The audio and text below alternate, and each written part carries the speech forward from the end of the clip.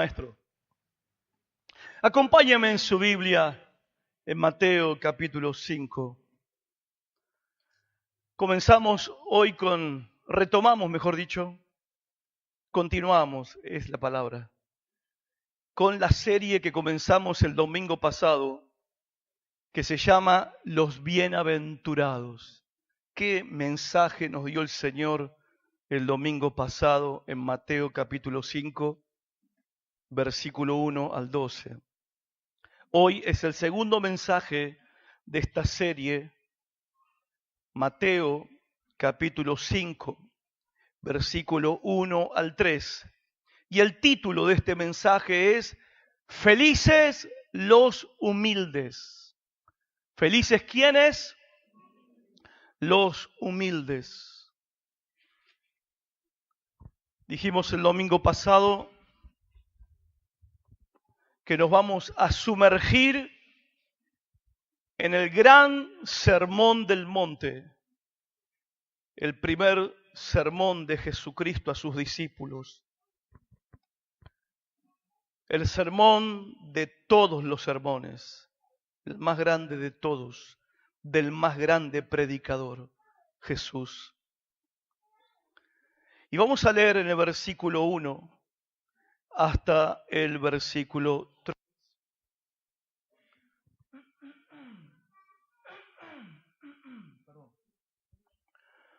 Versículo 1 al versículo 3.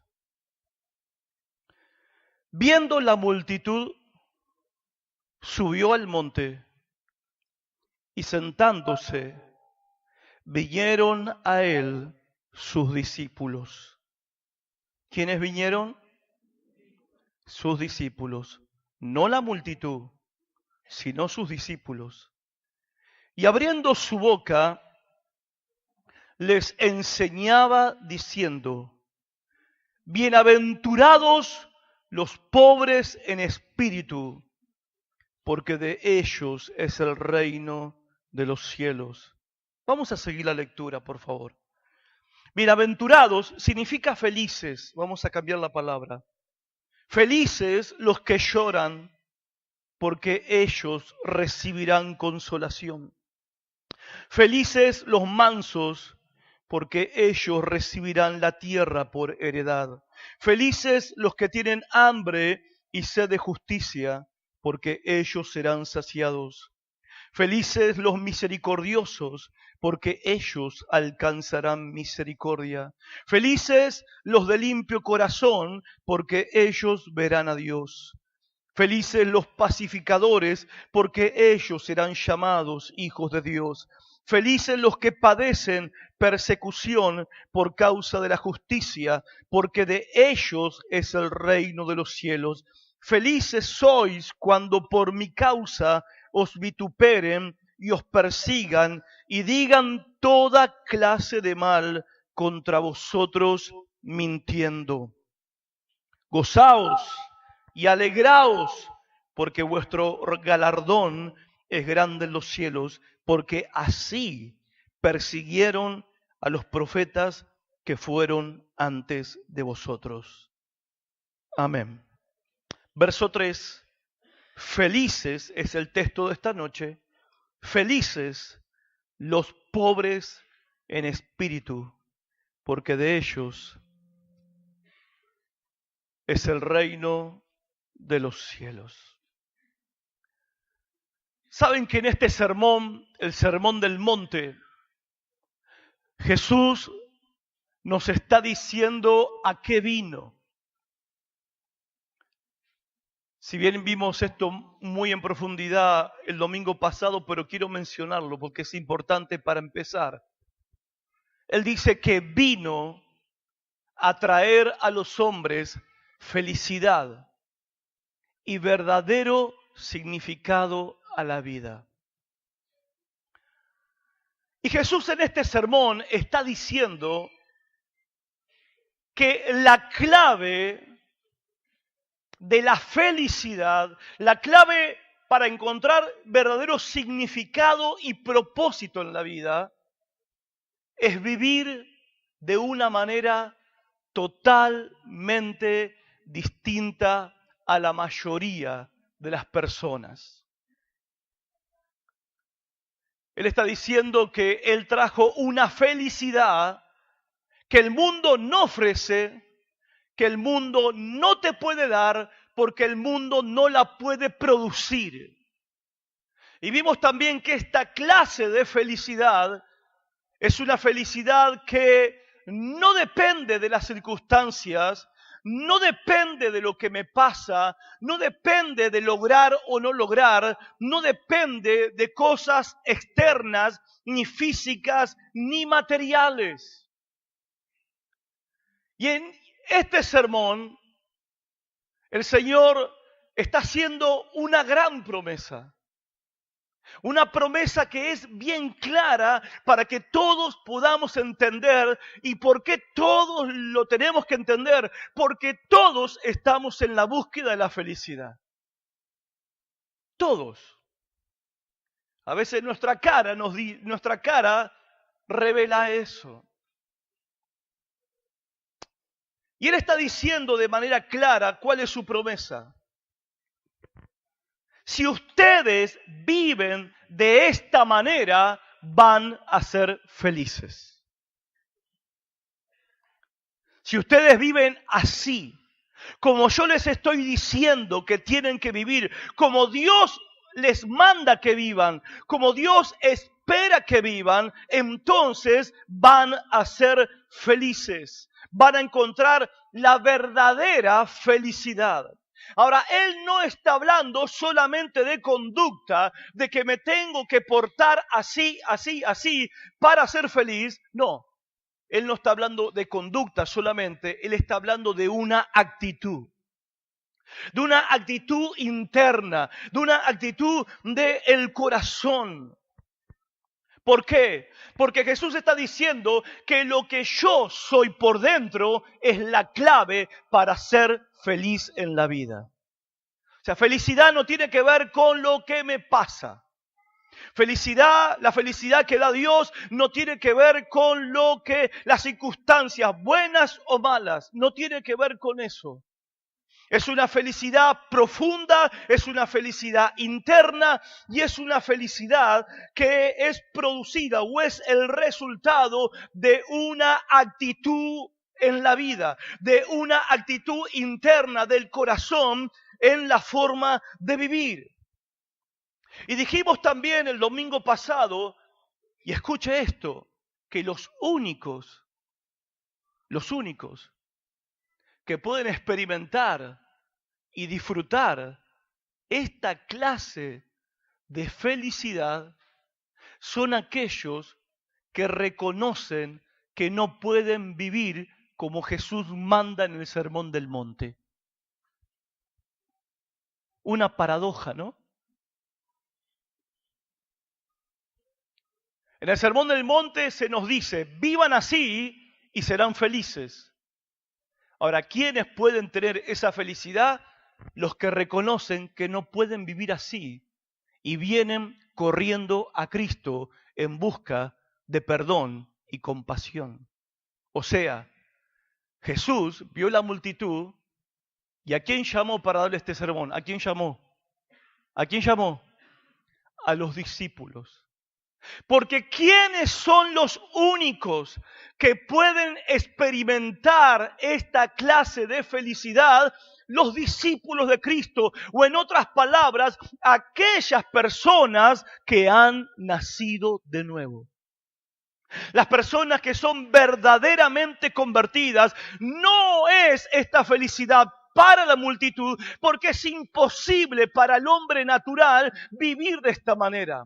Ahora, cuando nosotros vemos el sermón y escuchamos el sermón de Cristo y vemos las exigencias y las demandas y el mandamiento del Señor de cómo tenemos que vivir, el camino para alcanzar la promesa, porque con el mandamiento viene la promesa, felices los pobres en espíritu, porque de ellos es el reino de los cielos. Hay una bienaventuranza, hay un mandamiento y hay una promesa. Pero aquellos que reconocen que dicen, pero es imposible que yo pueda volverme un pobre en espíritu, es imposible porque yo no soy así.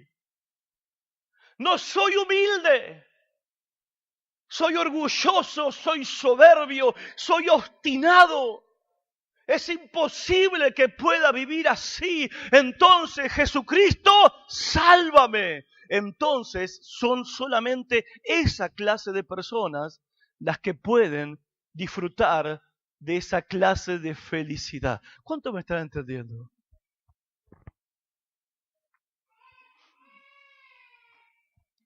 La felicidad no es un golpe de suerte, no es lo que te toca en la vida. A mí no me tocó, porque viste, todos sentimos como que a mí no me tocó. Parece que los felices son otros, mayormente los que están en la tele, ¿no?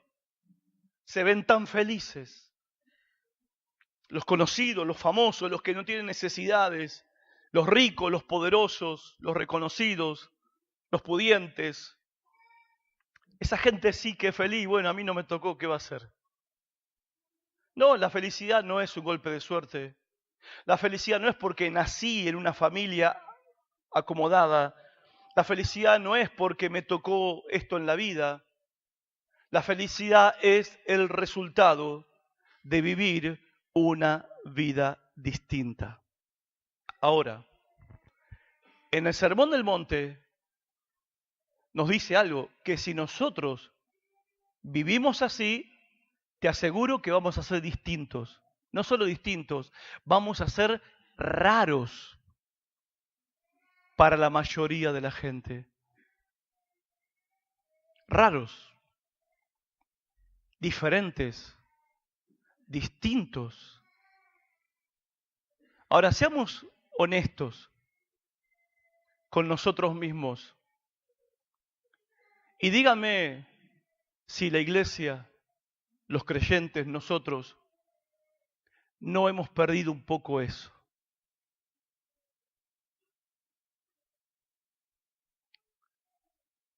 Dígame si no hemos perdido eso de ser distintos,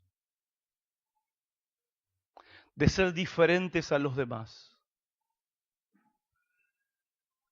Hagamos un análisis, una evaluación breve, no hay mucho tiempo para hacer algo profundo, pero ¿en qué somos diferentes al resto?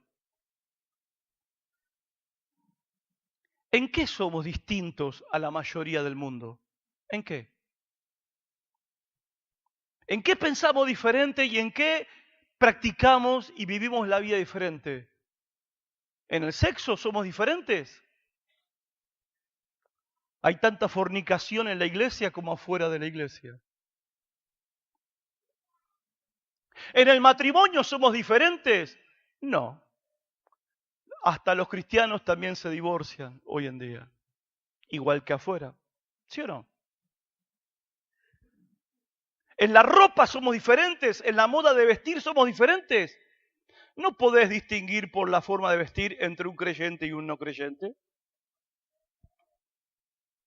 En la manera que manejamos las cosas materiales de la vida, ¿somos diferentes? No, ya no somos diferentes. Porque vemos multitud de creyentes persiguiendo lo material y buscando a Dios solamente por bendición y prosperidad. Igual que hace el mundo. El mundo le juega la quinela, nosotros le ponemos una ficha al Señor. Pero todos buscamos lo mismo. En el fondo, ¿qué buscamos? Lo mismo. ¿En qué somos diferentes? ¿En la forma que educamos nuestros hijos? No hay tanta diferencia, lamentablemente.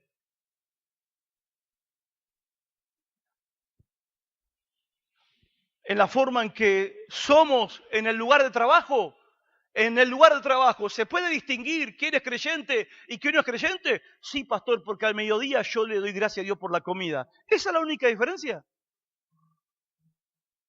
Que al mediodía la mayoría come sin orar y vos orás antes de comer. ¿Esa es la única diferencia? Y después en lo demás, en el manejo de tu trabajo, en el trato con tu patrón, en el trato con tus compañeros y compañeras de trabajo, ¿sos diferente? ¿Sos distinto a los demás? ¿En qué somos diferentes? ¿En qué somos distintos? La iglesia moderna ha perdido esto. Y por eso hemos perdido el poder espiritual. Porque el poder espiritual se basa en lo que nos hace distinto al resto. Y lo que nos hace distinto al resto no es que decimos aleluya cuando nos apretamos el dedo contra una puerta. No, lo que nos hace distinto al resto es que vivimos como nos dice el Sermón del Monte. Porque somos pobres en espíritu, porque somos los que lloramos, porque somos mansos, porque somos pacificadores, porque somos de puro corazón, porque somos los que padecemos persecución por nuestra causa, por nuestra forma de vivir recta, justa y santa, y porque somos difamados por vivir para la gloria de Dios. Si nosotros vivimos de esta manera, te aseguro una cosa, seremos diferentes, seremos distintos y seremos raros y como consecuencia de eso, versículo 12, seremos perseguidos. Porque vamos a ser el peor callo en el zapato de la gente. Pero la iglesia ha perdido eso que lo hace diferente del resto del mundo, de los demás. Y saben, y esto es letal, es mortal, es trágico y tenemos que revertirlo. ¿Por qué?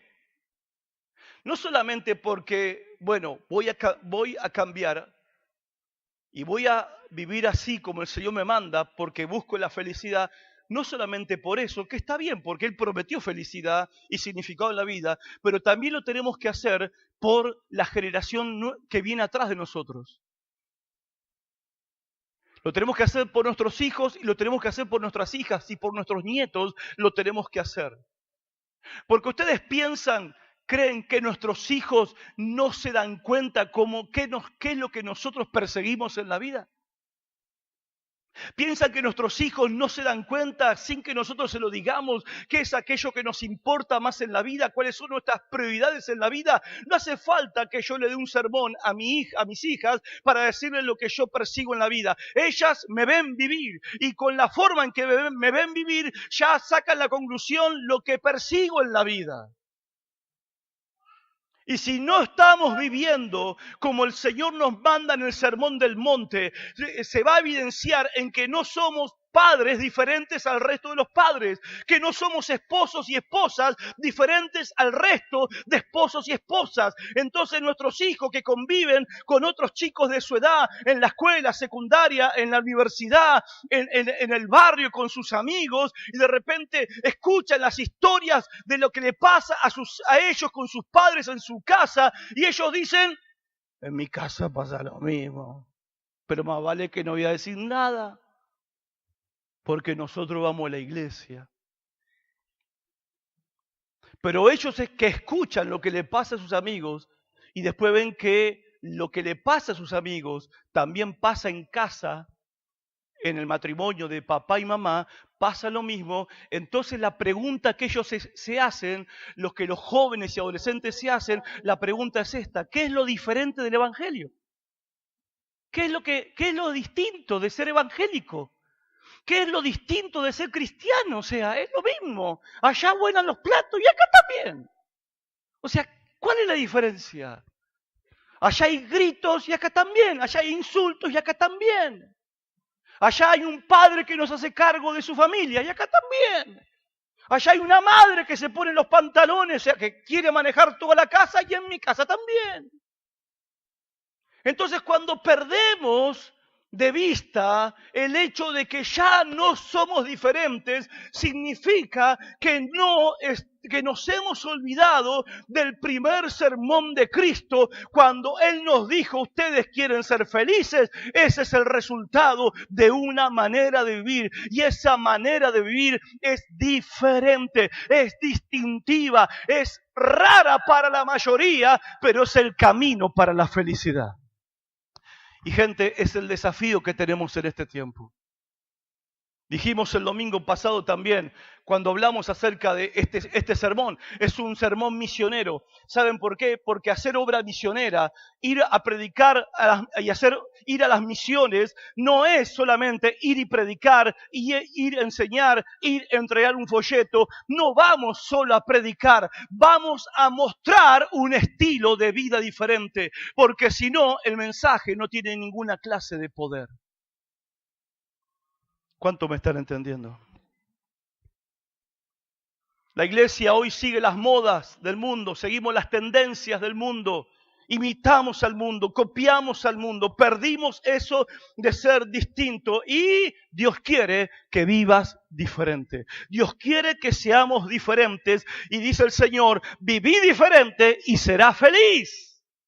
No al revés, si hago como ellos hacen, capaz que soy feliz como ellos. Y el Señor Jesús en este sermón dice: no, sé diferente y vas a encontrar la verdadera felicidad para tu vida. Y para terminar esta introducción, déjeme mencionarle algo con respecto a la palabra bienaventurado. Dijimos el domingo pasado que bienaventurado significa feliz, también significa dichoso y también significa bendito. Ahora, ¿sabe cuál es la palabra contraria a bienaventurado en la Biblia? Bueno, no es malaventurado. Y la palabra contraria a feliz no es infeliz.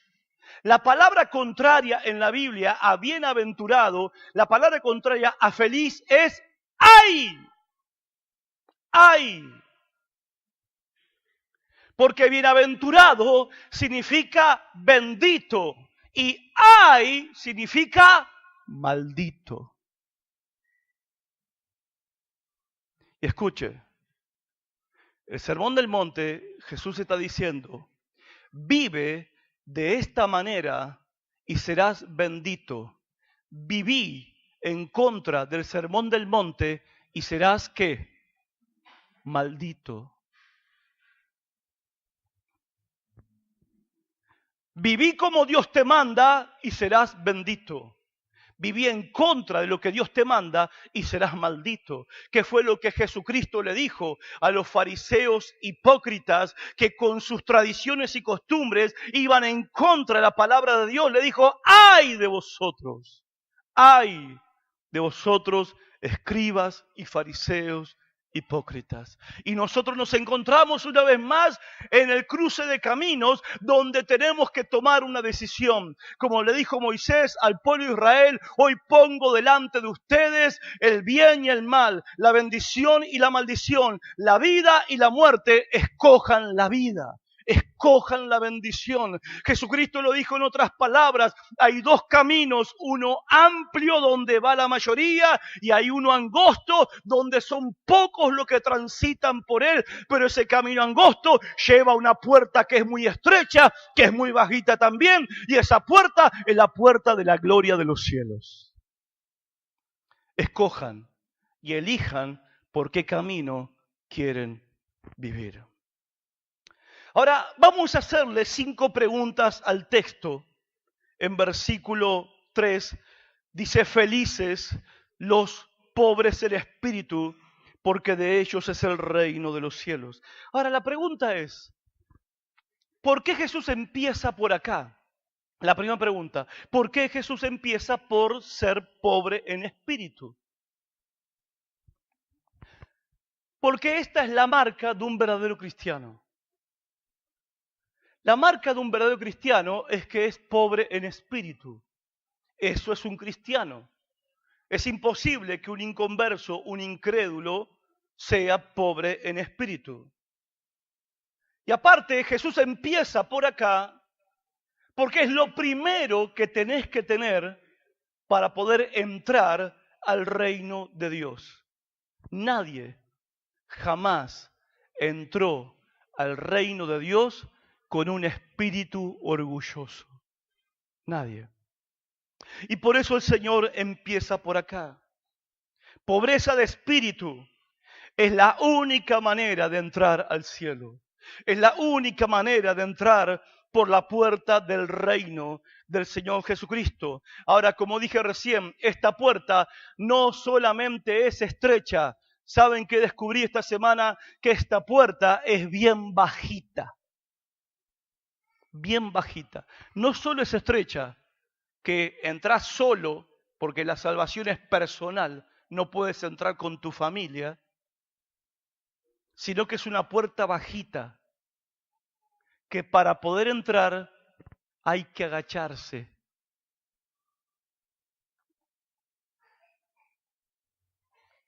No nos gusta agacharnos, ¿no? No nos gusta la idea de humillarnos. No nos gusta.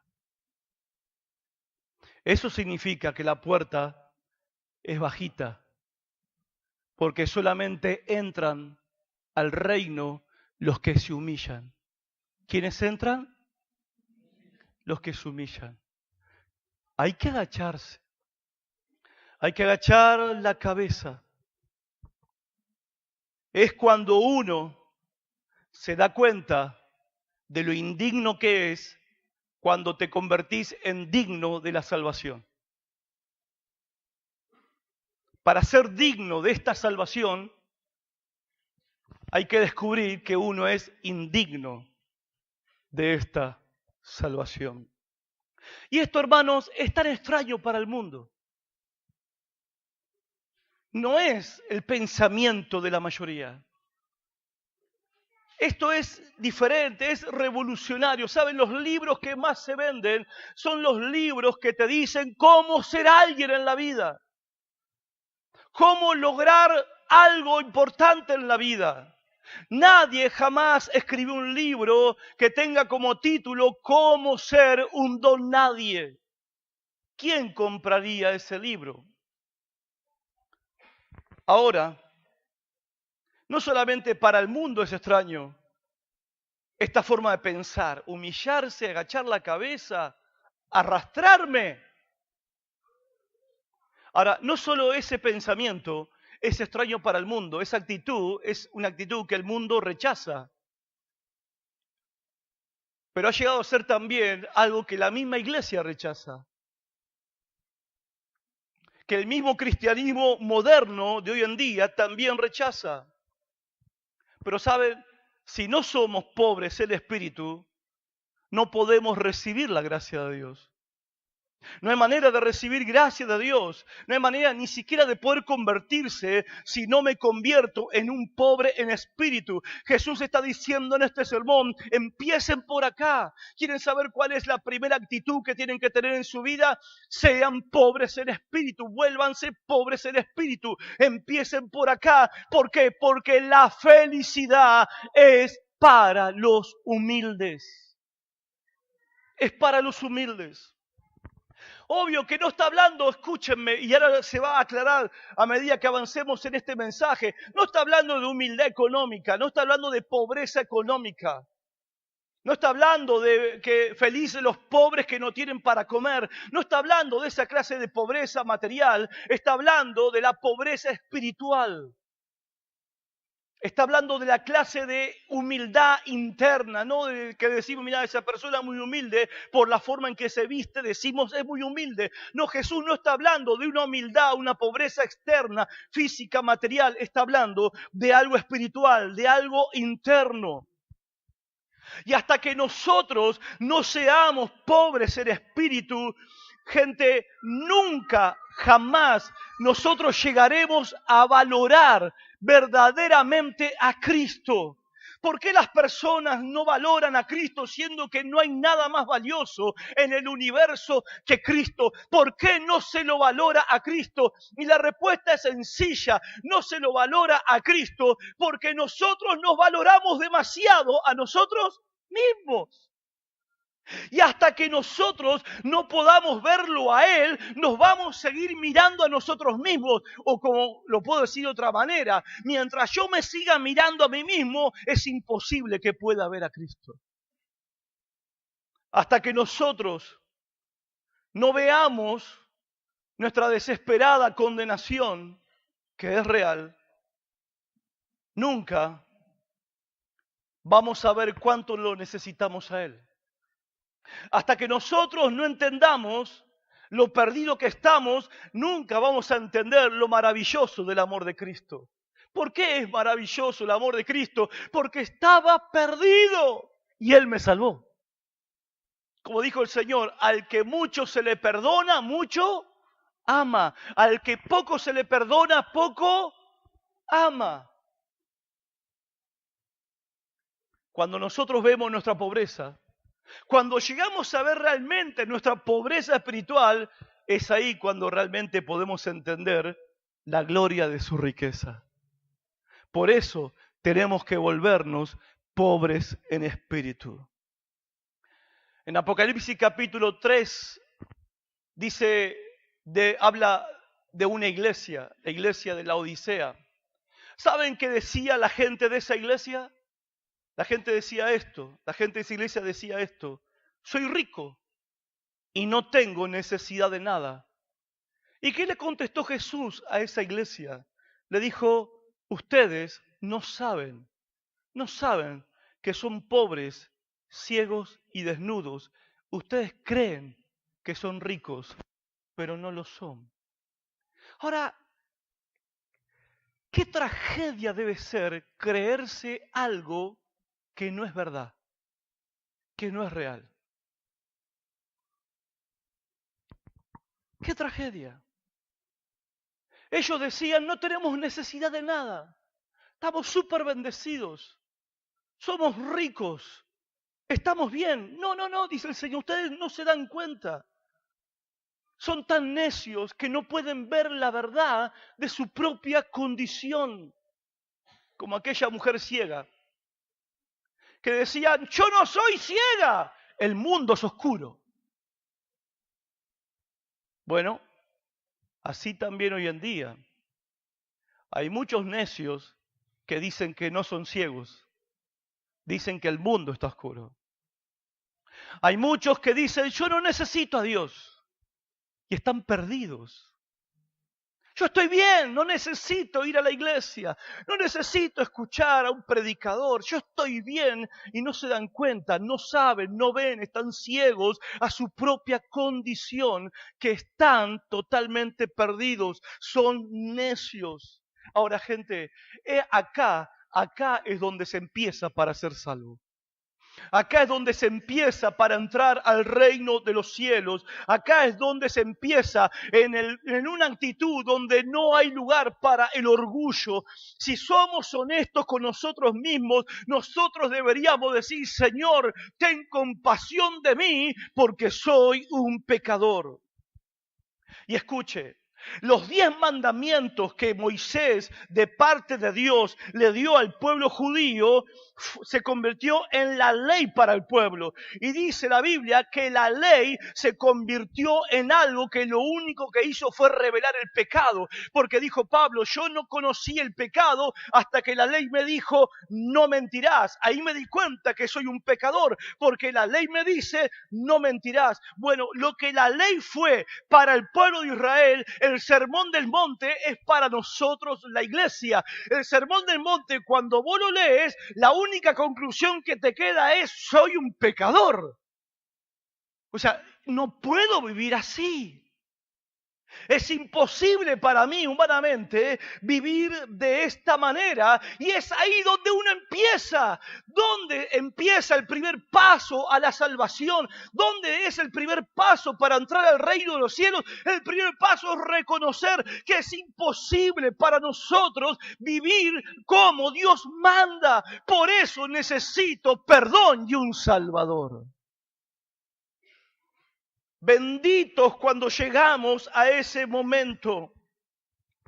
Benditos cuando leemos este sermón y decimos imposible y no nos queda otra que humillarnos ante la presencia del Señor. No nos queda otra que volvernos pobres en espíritu delante del Señor. Ahora déjeme darle un consejo y tómelo por favor. Huya de ese cristianismo que exalta el orgullo. Huya de ese cristianismo que alimenta la autoexaltación del hombre. Huya de ese cristianismo que alimenta el ego. Es satánico.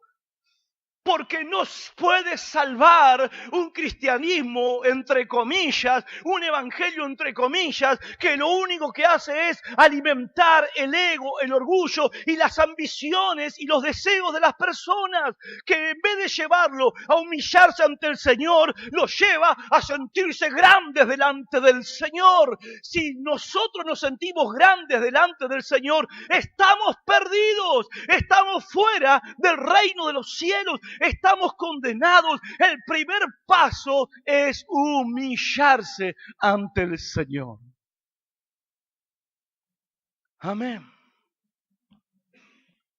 La segunda pregunta que le hacemos a este versículo es: ¿qué significa pobre en espíritu? ¿De qué tipo de pobreza está hablando? Bueno, no habla de la pobreza material, como dije recién. Está hablando de una pobreza. La palabra pobre acá significa agacharse como un mendigo. Felices los que se agachan como un mendigo, porque es la misma palabra que se usa en Lucas 16 cuando habla de Lázaro el mendigo. La misma palabra mendigo de Lucas 16 es la misma palabra pobre en espíritu en Mateo 5:3. El pobre en espíritu es alguien que está en un rincón, rogando que le den algo, que agacha la cabeza porque se siente totalmente avergonzado y no quiere ser reconocido. Es un pobre, pero en realidad es un pobre que está mendigando. Un pobre que mendiga. Es tan pobre que tiene que rogar, que tiene que pedir. Y un pobre que mendiga depende de otros. Depende de la buena voluntad de otros. Depende del favor de otros. Porque no es autosuficiente. Porque no se puede sostener.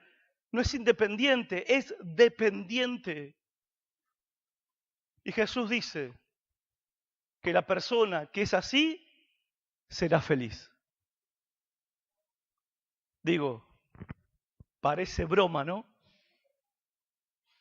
Parece broma, pero no es broma. No es una broma.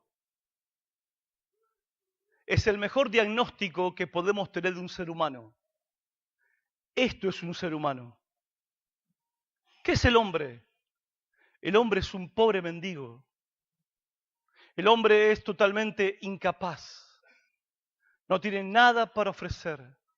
El hombre es un pordiosero espiritual. El hombre está completamente vacío, no tiene nada para darle a Dios. Es un pobre mendigo, es inútil.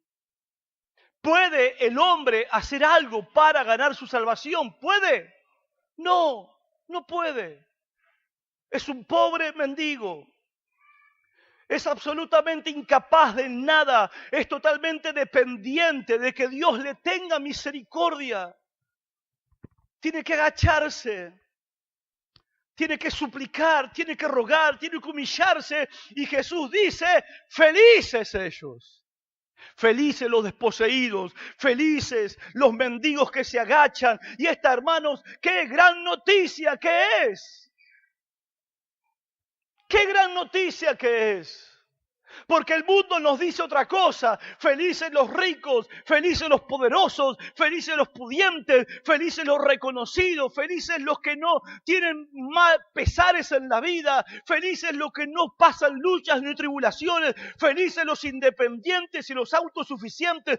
Ellos son felices, pero es un engaño, es mentira, es falsedad que lleva a la perdición. Y muchos están transitando por ese camino porque creen que eso es la felicidad.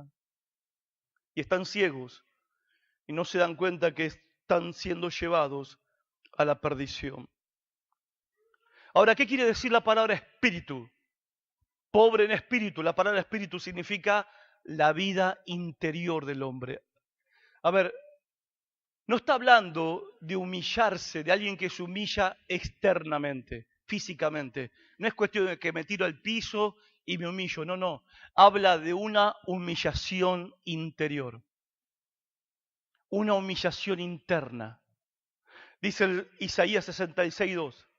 Pero a este miraré, dice Dios, a este miraré, a aquel que es pobre y humilde de espíritu y que tiembla ante mi palabra. ¿Por qué tiembla?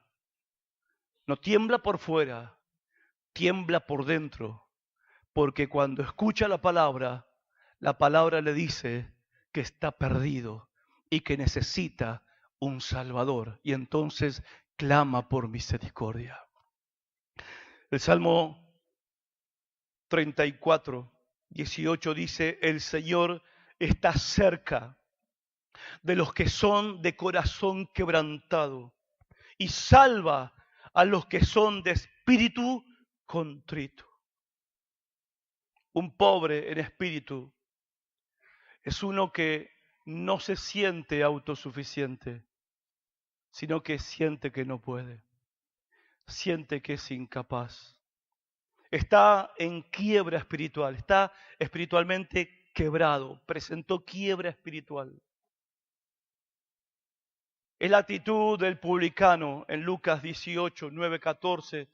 ¿Se acuerdan? Había dos personas en el templo, un fariseo delante del altar, orando con las manos levantadas, diciendo: Señor, gracias porque soy tan bueno, soy tan perfecto, Señor, no te falló nunca. Gracias porque no soy como ese que está atrás. Atrás en el fondo del templo había un publicano, un recaudador de impuestos, un empleado corrupto del gobierno. Y estaba este hombre publicano en el fondo del templo, orando a Dios, golpeándose el pecho y no se animaba a levantar la cabeza. Un mendigo, un mendigo. Y se golpeaba el pecho porque le dolía el alma y sin levantar la cabeza le decía: Dios, ten compasión de mí porque soy un pecador. ¿Cuál fue el resultado de esa reunión de oración? El que estaba adelante y se creía que era algo, se fue condenado y perdido con su alma sin saber que estaba condenado. Mientras que el otro que se golpeaba el pecho, humillándose, mendigando compasión, Jesucristo dice: ese se fue a su casa justificado, salvado y perdonado todos sus pecados.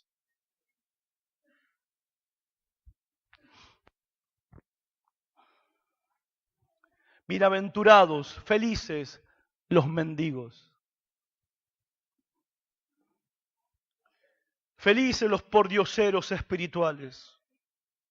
Felices los que están vacíos espiritualmente y no tienen nada que ofrecerle a Dios. Felices los que están en quiebra espiritual. Felices los que se agachan en un rincón y claman a Dios por misericordia. Felices. ¿Por qué ellos son felices? Porque de ellos es el reino de los cielos. ¡Wow! Santiago 4:10 dice: humillaos delante del Señor y el Señor te levantará. ¿Qué es un hombre valiente hoy en día? ¿Cuál es la idea que tenemos nosotros de un valiente? Un cristiano valiente. Bueno, miramos la Biblia y vemos los valientes. Un valiente en la Biblia es alguien que sabe que en sí mismo es impotente. ¿Usted diría que Moisés es valiente, sí o no? ¿Fue valiente, sí o no? Sí, fue valiente, ¿sí o no? Ahora, ¿cuáles son las palabras, la actitud de un valiente? Como Moisés.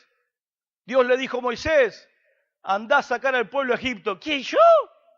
Yo. No sé ni hablar. Mandá a otro. Ese es un valiente. Gedeón, un valiente. paz. El Señor está contigo. ¿Conmigo? Yo soy pobre y mi familia es la más pobre que hay y yo soy un pobre infeliz.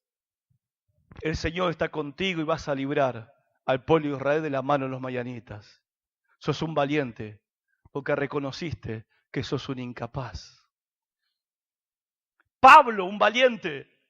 Pablo sí que fue valiente. Pablo llegó a decir, yo soy el primero de los pecadores. Pedro, un valiente. Él llegó a decirle a Cristo, apártate de mí, yo soy un pecador. Valientes. David, un valiente. Dijo David, yo me escogiste a mí, soy un perro muerto. Isaías, otro valiente. Cuando Dios se le manifestó, dijo, ay, qué inmundo que soy, qué porquería que soy, qué terrible que soy. Ay de mí, porque soy inmundo. Valientes son los que se consideran nada. Valientes son los que se saben incapaces, pecadores, inútiles, pobres, inmundos, débiles. Valientes. Porque se humillan ante Dios y reconocen su verdadera condición. Valientes. No se oye eso, ¿no? Muy seguido, ¿no? No se escucha esto muy seguido, ¿no? Pero la Biblia lo dice claramente. Cuando nosotros nos queremos sentir poderosos, estamos haciendo el camino inverso. Nuestra actitud tiene que ser la de un mendigo espiritual.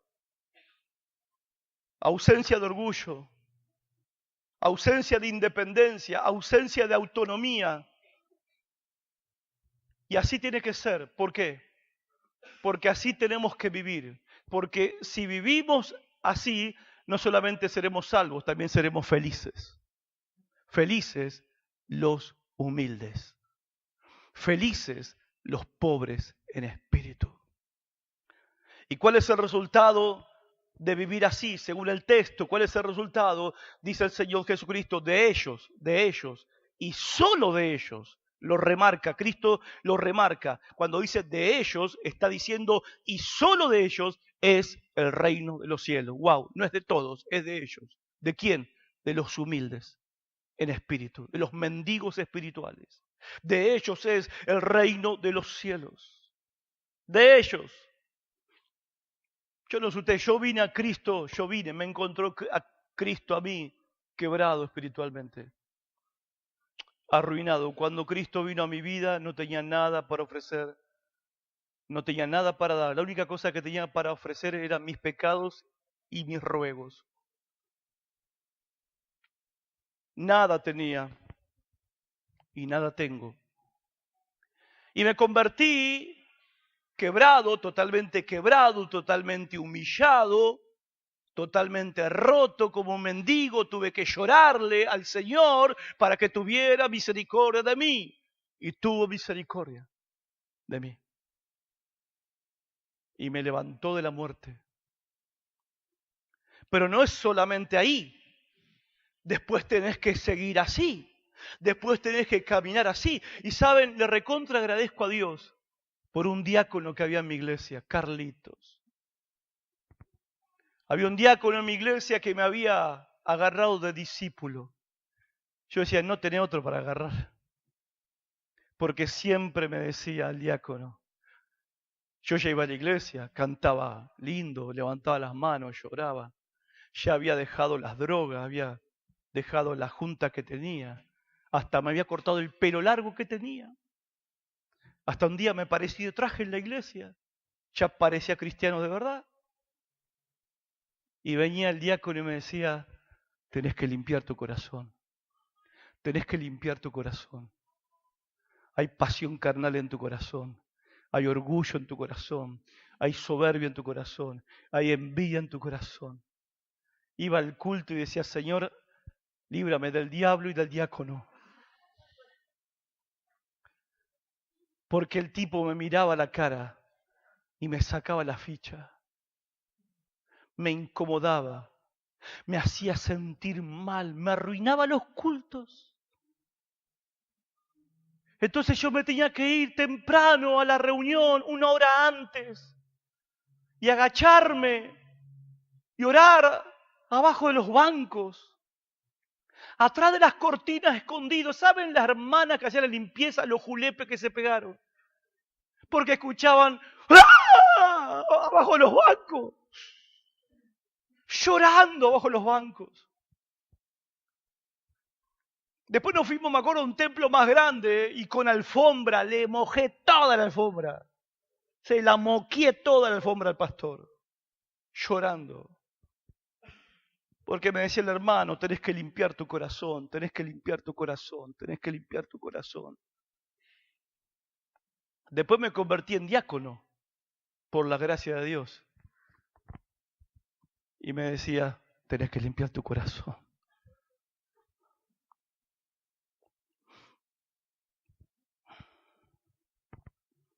Y espero seguir así.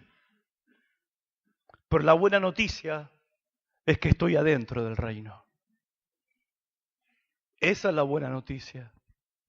Ese es el resultado y es emocionante poder decir, el reino me pertenece.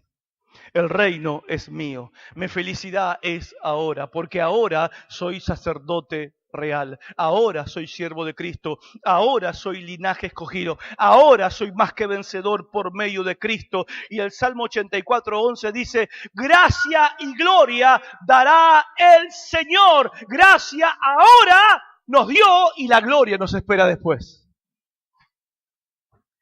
¿Qué significa que uno posee el reino? ¿Qué significa que uno tiene el reino? Significa que somos ciudadanos del reino de los cielos y donde vivimos ahora no gobierna Macri, donde vivimos nosotros gobierna el Rey Jesucristo y como vivimos en su reino somos objeto de cuidado del Rey. El Rey pone las tropas de ángeles para cuidar a sus hijos. El Rey sana a sus hijos cuando están enfermos. El Rey escucha las peticiones de sus hijos. El Rey oye cuando rogamos y suplicamos ante Él. El Rey provee para nuestras necesidades y suple para lo que nosotros necesitamos porque vivimos ahora en su reino. Él es nuestro Rey y Él cuida de nosotros y por eso el creyente es feliz, más allá de las circunstancias. Más allá de lo que ocurre o de lo que vaya a ocurrir, porque estamos en otro reino, poseemos otro reino, tenemos otro reino y tenemos a alguien perfecto que nos gobierna y nos cuida. Porque es muy mala noticia para un gobernante que la gente que vive en su ciudad o en su nación esté mal. Por eso el rey cuida de nosotros. Porque el Rey cuida la gloria de su nombre. Por eso vos podés estar tranquilo, tranquila. El Rey siempre va a ser fiel con vos. Siempre va a ser fiel con vos, porque está en juego su nombre. Por eso, esta es la felicidad de los pobres en espíritu. Y por eso no hay mayor olor a podrido para Dios que el orgullo espiritual. Cuando uno se cree que es algo y que logró algo por sí mismo, es lo peor, es la peor actitud que podemos tener ante los ojos del Señor. Ahora, otra pregunta que le hacemos al texto. ¿Cómo nos volvemos pobres en espíritu? Si este es el camino, si esta es la actitud, ¿cómo nos volvemos pobres en espíritu? Bueno, no lo intente con sus fuerzas. No se vuelva pobre en espíritu poniendo cara de pobre, arrastrando los pies, o como hacían los monjes. ¿Qué hacían los monjes? Se azotaban, se pegaban. No somos monjes. No es una cuestión física, no es una cuestión material. Soy pobre en espíritu, vieja, vamos a comer arroz hoy. Pero hay milanesa, no, vamos a comer arroz, porque somos pobres en espíritu. No, eso no es. Yo no puedo con mi fuerza volverme pobre en espíritu? Porque eso no es negarse a uno mismo. No es una actitud externa, es una actitud interna. Tampoco se puede imitar a otro supercreyente para poder ser pobre en espíritu. Tampoco hay un modelo humano para decir, mira, ese me parece que es pobre en espíritu. Voy a poner la misma cara que pone él. Voy a hacer como hace él. Voy a hablar como hace él. No, no va a funcionar tampoco de esa manera. Hay tres cosas que tenemos que hacer para volvernos pobres en espíritu. Primero, enfóquese en Dios. Primero, ¿qué? Enfóquese en Dios. ¿Cómo uno se enfoca en Dios? Bueno, uno se enfoca en Dios cuando ve a Dios y se mira a sí mismo a la luz de la palabra de Dios. Lo vemos a Dios en la palabra y también vemos en la palabra a nosotros mismos. Vemos a Dios lo que es y vemos en la palabra lo que nosotros somos. Y cuanto más lo vemos a Él, más nos perdemos a nosotros mismos. Acompáñenme al Salmo 38. Salmo 38.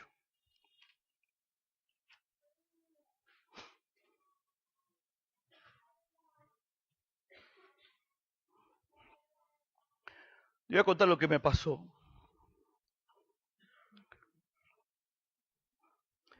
Hace 29 años atrás, 29, estaba acostado en una cama una noche de verano en el mes de febrero de 1988.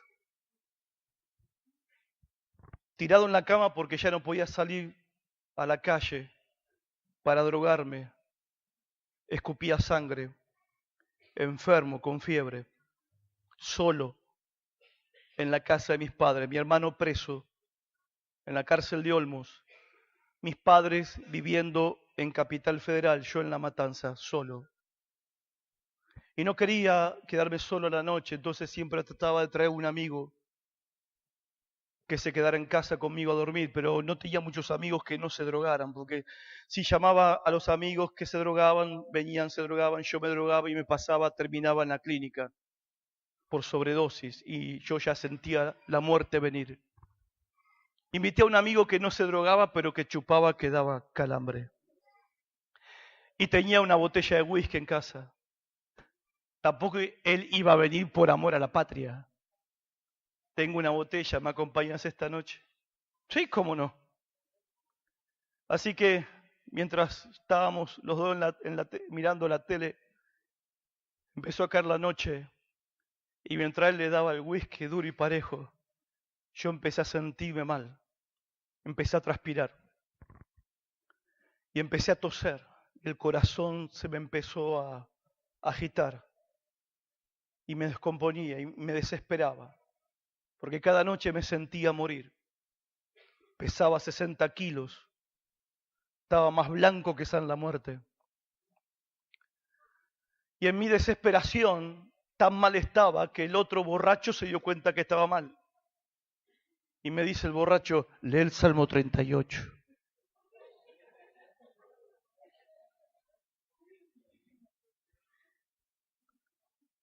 Así que me levanté a revolver el ropero porque alguna vez había una Biblia en el ropero. Un libro gordo de tapa roja. Abrí el libro gordo, agarré el libro, me volví a meter en la cama. Y abrí y busqué el Salmo 38. Y esta fue mi oración cuando no conocía a Cristo todavía. Cuando no sabía nada del Señor. Cuando jamás había ido pisado una iglesia. Pero abrí la Biblia, leí el Salmo 38 y vi a Dios y me vi a mí. Vi a Dios y mientras yo lo leía en voz alta, vi a Dios. Porque dice, Jehová, no me reprendas en tu furor, ni me castigues en tu ira. Vi a Dios y me vi a mí mismo bajo la ira de Dios. Porque tus saetas cayeron sobre mí y sobre mí ha descendido tu mano. Nada hay sano en mi carne a causa de tu ira. Dios estaba enojado conmigo. No hay paz en mis huesos a causa de mi pecado. Yo era un pecador, ahí estaba viendo que yo era un pecador. porque mis iniquidades se han agravado sobre mi cabeza y como carga pesada se han agravado sobre mí y todos mis pecados me estaban matando, me estaban aplastando, destruyendo el cuerpo. Verso 5, hieden y supuran mis llagas a causa de mi locura. Estoy encorvado, así estaba, estoy humillado en gran manera. Yo, el gran Horacio, el jora del barrio, el capo de la cuadra, ahí estaba, encorvado, humillado, ando enlutado todo el día, porque mis lomos están llenos de ardor, volaba de fiebre y no hay nada sano en mi carne. Estoy debilitado y molido en gran manera. Gimo a causa de la conmoción de mi corazón. Señor, delante de ti están todos mis deseos y mis suspiros. No te es oculto. Tú sabes que quiero vivir. Mi corazón está congojado, me ha dejado mi vigor, no tengo fuerzas, aún la luz de mis ojos me falta ya, me sentía morir. Mis amigos y mis compañeros se mantienen lejos de mi plaga. ¿Quién se iba a juntar conmigo así? Mis cercanos se habían alejado. Los que buscan mi vida arman lazos y los que procuran mi mal hablan iniquidades y meditan fraudes todo el día. Mas yo, como si fuera sordo, no oigo y soy como mudo que no abre la boca. Soy pues como un hombre que no oye y en cuya boca no hay reprensiones. No tengo quejas, Señor, contra ti, es mi culpa. Porque en ti, oh Jehová, he esperado. Tú responderás, Jehová, Dios mío. Y yo no era creyente y le decía, Jehová, Dios mío. Dije, no se alegren de mí cuando mi pie resbale, no se engrandezcan sobre mí, pero yo estoy a punto de caer y mi dolor está delante de mí continuamente. Por tanto, confesaré mi maldad y me contristaré por mi pecado, porque mis enemigos están vivos y fuertes y se han aumentado los que me aborrecen sin causa. Los que pagan mal por bien me son contrarios por seguir yo lo bueno. Y el 21, hermano, era mi oración final. No me desampares, oh Jehová, Dios mío, no te alejes de mí, apresúrate a ayudarme, oh Señor, mi salvación. No me canso de darle gracias a Dios por ese borracho. No me canso de darle gracias a Dios por esa noche. No me canso de darle gracias a Dios por mi enfermedad y por mi destrucción en la que estaba viviendo. No me canso de darle gracias a Dios que esa noche abrí su palabra, lo vi a Él, me vi a mí y empezó el primer paso para agacharme delante del Señor, humillarme en su presencia y que Él tuviera piedad y misericordia de mi alma. Y Él me salvó y por eso estoy acá esta noche. La gloria es para Dios. La gloria es para Dios. Deje de mirarse a sí mismo, mira al Señor. Segundo consejo, no alimente su carne. Quiere volverse pobre en espíritu, no alimente su carne. Huya de la gente y huya de las iglesias que alimentan tu ego y tu carne. Huyan. ¿Sabe? Yo tengo mis luchas también. Y una de mis luchas que tengo íntimas, personales, es la lucha que tengo con los halagos. Todas las semanas recibo halagos. Todas las semanas. Me halagan. Que el mensaje que prediqué, que la palabra que di, que el programa de radio, que el mensaje del domingo, que la enseñanza del martes, que lo que publiqué en el Facebook, qué bendición, qué bendición. Y sabes, es una lucha. Porque a la carne y al ego le gustan los halagos. Me gustan. Y tengo que luchar con eso. Tengo que combatir eso. Porque si yo no alimento mi carne se va a alimentar de mí y me va a matar. Y huyo y disparo y a veces me halagan y pongo cara de estatua. Y la gente dirá, pensé que se iba a poner contento. No, me estás matando. Porque estás alimentando mi carne. Estás alimentando mi ego. Pero hace 2 semanas atrás, un par de muchachos de la iglesia me mandaron un mensaje al WhatsApp y me dijeron, pastor, hay una persona por Facebook que te está destrozando, te está difamando, te está injuriando. Y digo, mira, yo no tengo esa persona, un contacto mío no es, la tengo bloqueada esa persona. Mira, pastor, ahí te mando lo que publicó. Cuando leí, dije, mamita querida, las cosas que decía ahí de mí. Difamación, injuria, calumnias, mentiras. Fue lo mejor que me pudo pasar. Porque tuve que meter mi cabeza en la palabra de Dios y buscar de Dios una palabra. Y cuando busqué de Dios una palabra, llegué al Sermón del Monte. Y cuando llegué al Sermón del Monte, el Señor consoló, fortaleció, animó mi corazón y hasta me dio gozo. Y hasta me llenó de alegría. Hasta tengo ganas que me vuelva a pasar. Porque me sentí tan bien. Me sentí mejor que cuando me halagaban, que cuando me halagan. Me sentí tan cercano al Señor y el Señor tan cercano de mí. Me sentí tan consolado por el Señor. Me sentí tan privilegiado por el Señor porque habían ensuciado mi buen nombre y apellido. Habían ensuciado mi reputación, me habían acusado de cometer delitos horribles, feos. Yo estaba feliz. Dentro mío tenía un gozo, una alegría, un consuelo del Señor. Dentro de mi alma.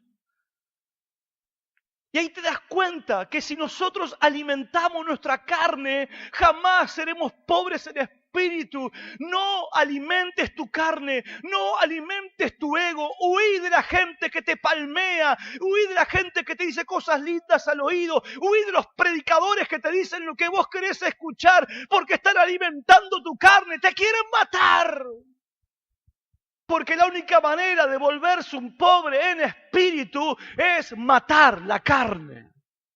Y tercero, primero, enfóquese en Dios. Segundo, no alimente su carne. Y tercero, para volverse pobre en espíritu, tercero, pida. Pídaselo al Señor. ¿Quiere ser pobre en espíritu? Pídaselo. ¿Por qué lo tengo que pedir? Porque eso es lo que hacen los mendigos. ¿Qué hacen los mendigos? Piden. Ruegan, los mendigos golpean la puerta esperando que salga alguien que le dé algo para poder subsistir. Pida y no deje de pedir. En Lucas 18, no, el publicano pidió compasión, ten compasión de mí, pecador, y el Señor le concedió compasión, perdón de pecado, se fue en paz y feliz a su casa, pidió y recibió. Pídaselo al Señor, pídale a Dios un espíritu humilde, pídale al Señor un corazón humilde y el Señor se lo dará. Y última pregunta final, ¿cómo sé que soy un pobre en espíritu? ¿Cómo lo sé? Primero, cuando dejé de pensar en mí mismo, cuando pienso en el Señor y en su gloria y pienso en los demás, primer paso, me estoy convirtiendo en un pobre en espíritu. Segundo, porque estoy maravillado de Cristo. ¿Cómo sé que soy pobre en espíritu? Porque Cristo me maravilla. Dijo Felipe, muéstranos al Padre y nos basta. Quiero ver al Padre. Tercero, porque no me quejo de mi situación. ¿Por qué no me quejo de mi situación? Porque no merezco nada. Entonces estoy agradecido sea lo que sea, porque la verdad no merezco nada, no merecemos nada. Entonces no hay quejas. Cuarto, pobre en espíritu, porque miro lo bueno en otros y lo malo en mí. Quinto, porque oro mucho. Alguien que es pobre en espíritu ora mucho. Un mendigo, ¿qué hace? Pide, pide y pide. Poca oración es orgullo espiritual. Poca oración es decir, no necesito pedir. Mucha oración es decir, si no me bendecís, estoy frito. ¿Cómo sé que soy un pobre en espíritu? Porque oro mucho. Sexto, soy pobre en espíritu. ¿Cómo lo sé? Porque me someto a lo que Cristo me dice. Jesús oró y dijo, Padre, no sea lo que yo quiero, sino tu voluntad. Y séptimo, sé que soy pobre en espíritu porque soy agradecido a Dios por todas las cosas. ¿Y por qué agradezco a Dios por todas las cosas? Porque es la voluntad de Dios. Primera de Tesalonicenses 5:18, da gracias en todo, porque esta es la voluntad de Dios para con vosotros en Cristo Jesús. Todo lo que tengo, todo lo que soy, todo lo que me pasa es por la gracia de Dios. ¿Quiere cómo ser feliz? ¿Cómo poseer el reino de Dios? Paso 1, tener un sentido profundo de pobreza espiritual. Aceptar, no puedo vivir como manda Dios en el Sermón del Monte. No puedo vivir como Él manda. Soy pecador y necesito que me perdone. Soy orgulloso y necesito perdón. Segundo paso, mato mi orgullo y me humillo a mí mismo delante del Señor, que me da perdón porque Él murió en la cruz para ganar el perdón de mis pecados. Y tercer paso, pido para ser salvo. Y el que pide, hay una promesa, se le dará. ¿Y cómo sé que me he vuelto un pobre en espíritu? ¿Y cómo sé que he sido salvado? ¿Y cómo sé que entré en el reino? El Espíritu Santo le va a dar testimonio a tu espíritu de que sos un hijo de Dios. ¿Y hasta cuándo tengo que pedir, pastor? Hasta que tengas esa convicción dentro tuyo. Algunos dicen, Señor, yo te pido perdón por mis pecados, me arrepiento. Amén. No pasó nada. No siento nada. Más sí, no oro más. Ya intenté, ya oré y no pasó nada. Gente, no se trata de que yo oro y a ver qué siento. Oh, sí, lo hizo. Ay, lo sentí. No. Yo pido creyendo lo que dice la palabra. ¿Qué dice la palabra? Que si pido perdón, Él me va a perdonar. Y a su tiempo, el Señor le da testimonio a mi espíritu de que yo soy un hijo de Dios.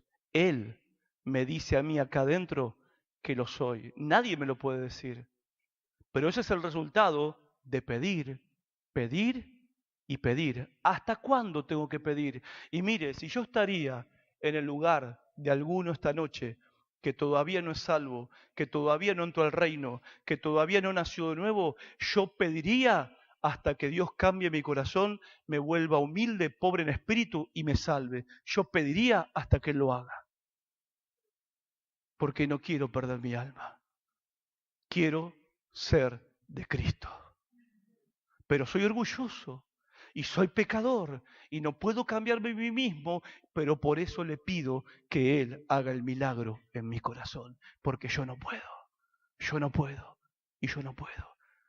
Reconocer que no puedo y humillarme ante Cristo es el primer paso que tengo que dar para entrar al reino de los cielos. Póngase pie conmigo, por favor, esta noche. Vamos a orar.